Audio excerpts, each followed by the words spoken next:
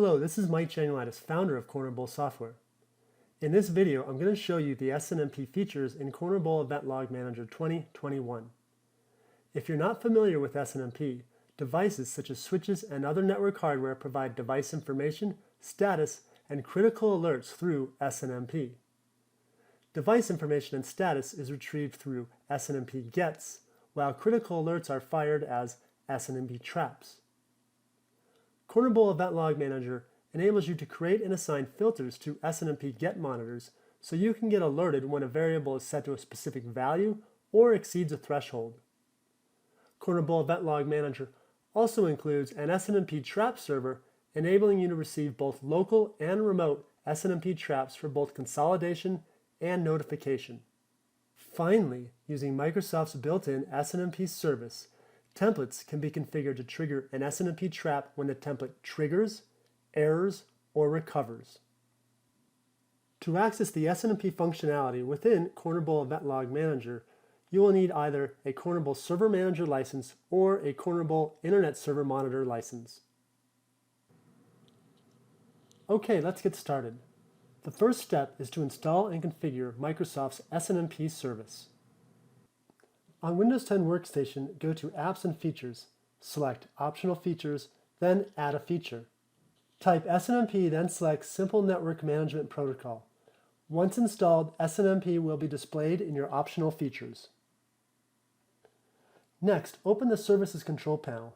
Double-click on SNMP Service. Select the Agent tab, then verify Physical and Applications are checked. Select the Traps tab, then under Community Names, add Public with a trap destination of 127.0.0.1. Select the Security tab, then add the public community with read access. Next, check the option to accept SNMP packets from any host. This configuration enables Corner Bowl to send and receive traps generated from local SNMP agents. Next, verify the service is configured and running as expected. From the Corner Bowl console, select File, New, Computers, Devices, and Endpoints. Specify the IP address of the target host. For this tutorial, I'm using my local host, so the host has already been added.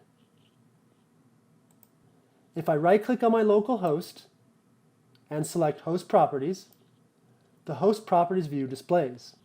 Select the SNMP tab, check Enabled, then click the Test button.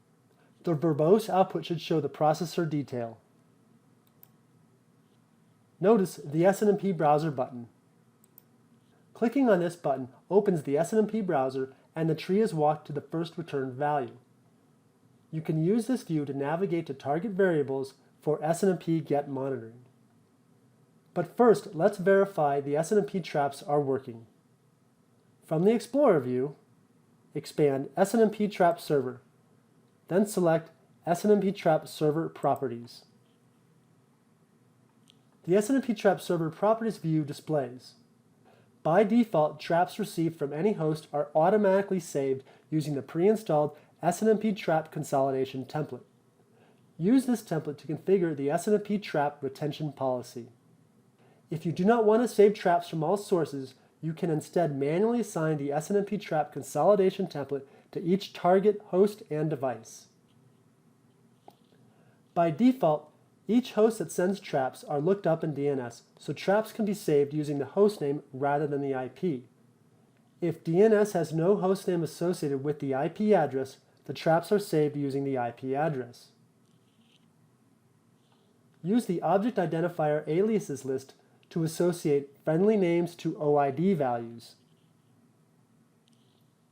Use the Communities list to add communities you would like to listen for. Save any changes. Then from the Explorer view, select SNMP Trap Viewer. The real-time SNMP Trap Viewer is displayed. Event Log Manager includes an SNMP Trap action, so that's what we're going to use to test the SNMP traps.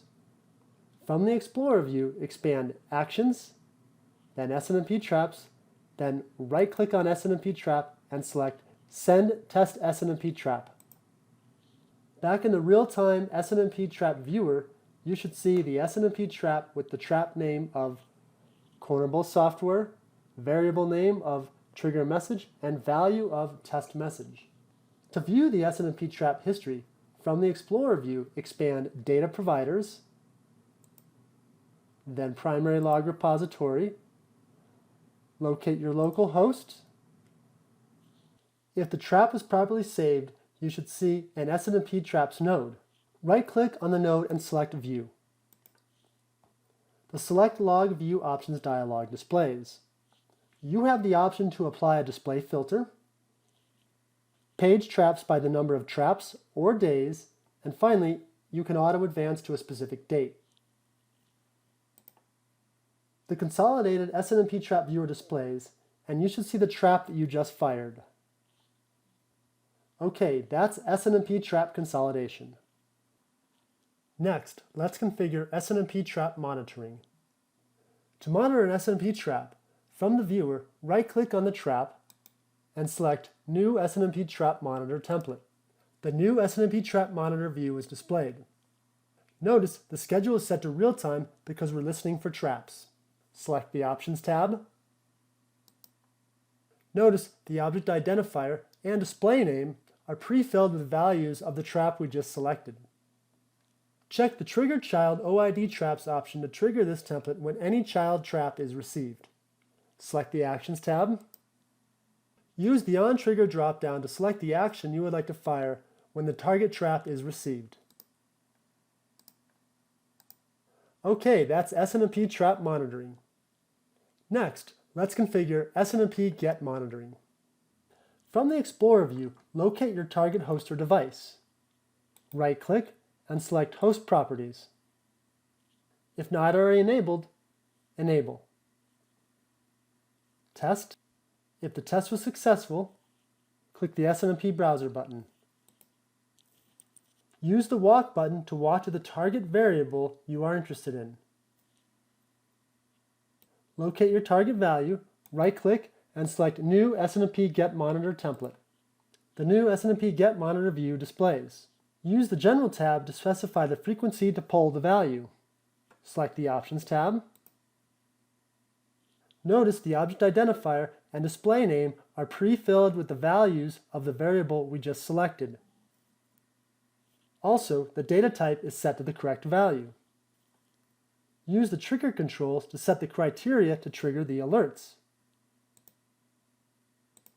Select the Actions tab. Use the On-Trigger drop-down to select the action you would like to fire when the trigger criteria is met. Okay, that's SNMP Get Monitoring, and that's SNMP with Cornerbull. Thank you for watching. I hope this has helped you better understand the SNMP capabilities of Cornerbull software.